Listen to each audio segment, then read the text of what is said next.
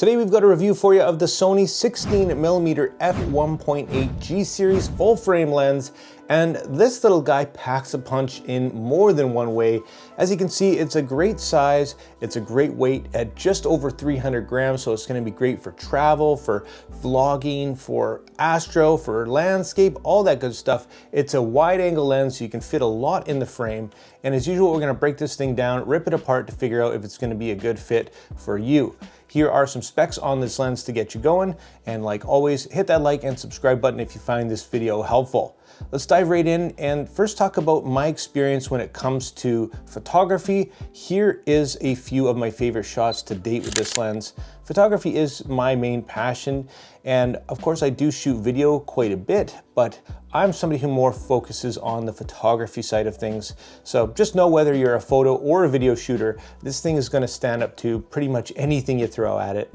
Being a fast f1.8, it means you're going to get great low light performance, you're going to get a nice blurred autofocus background, and all that in this tiny little package. So great for Sony for doing that. I think everything's kind of getting more compact as we go here. They're just really trying to fit a lot into the smallest amount possible. But did they go too far?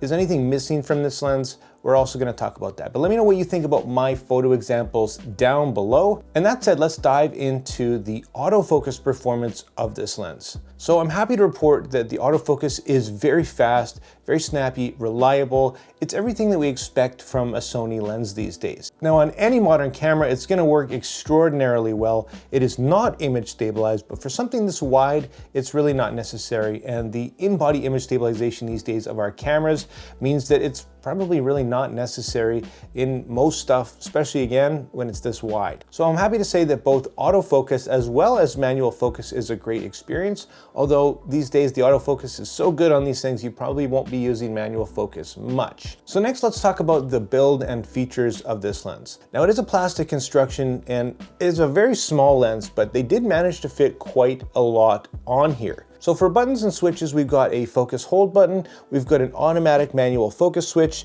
an iris lock, and we've got a click button for your aperture ring here. So they've done a great job at packing all that onto this minuscule lens, which is really nice to see. Right up top, we've got this nice, smooth, and very tactile manual focus ring. And again, my manual focus experience, although brief, was pretty good with this lens. On the front, we've got common 67mm filter threads with their coatings to help with ghosting and flare. On the back, we've got a nice metal mount as usual with a little rubber gasket, very subtle to help with weather sealing. So you can rest assured that whether you're out in the rain or the mist or the mud, this thing's gonna hold up pretty darn well, even being a G series lens. Overall, the build and features are exactly what we're looking for, lots packed into this extremely tiny lens, so props to Sony in this regard. Next we'll have a look at the sharpness and optics of this lens. Here we are wide open at f1.8. Now the first thing you're going to notice here is it does actually have quite a bit of distortion, more than I was expecting actually. So a little bit of a negative there. In the corners here wide open we can see some vignetting as well. The sharpness however in the center is very good. Razor sharp, and as we get into the corners you can just see a bit of degradation, but overall a very good performance here wide open. Stopping down to f2.8 we can see a pretty good improvement as well as the vignetting improve quite a bit.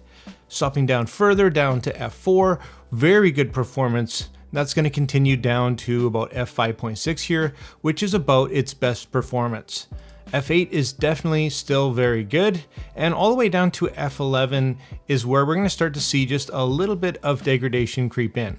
Now down to F16 here, we can see a bit more softness kind of come in, and then all the way down to our minimum aperture, which is F22, we can see that it's actually a little bit soft, so maybe stay away from F22. I'd be sticking around the F16 mark if you want to have relatively good clarity across the frame. Overall, for the sharpness of this lens, it is a good performance, but I would definitely stick with the profile correction turned on to have it cleaned up just like this. That's a bit more distortion than I like to typically see, but at the end of the day, not a total deal breaker. I will also note here wide open at f1.8, you will see a little bit of chromatic aberration or color fringing. It'll be most notable when shooting into a light source wide open. Again, not a deal breaker here, I've seen much worse performances.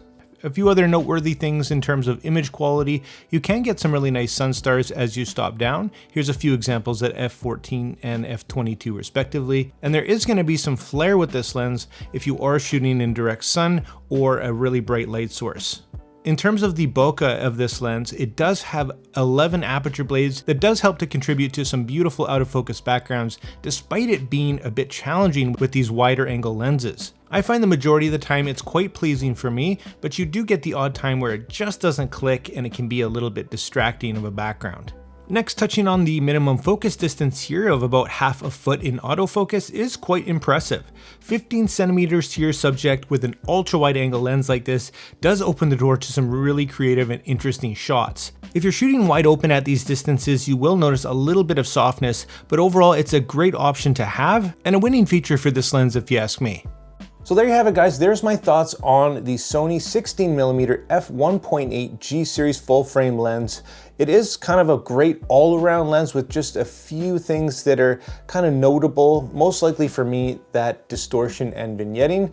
But again, you can't have it all. If you want it small, there's got to be sacrifices. And of course, there's the price point. That's the last thing I wanted to kind of cover here. Of course, with all these tariffs and the stuff going on in the world, this might fluctuate depending on where you're from. Now, this isn't a cheap lens, but nothing Sony really is. So that's going to be up to you to decide whether or not the value is there. And if you did want to see this lens compared with perhaps the Viltrox 16mm F1.8, keep an eye out for that video where I rip these things apart to see if that third-party, cheaper lens is at all worth considering compared to the native Sony here.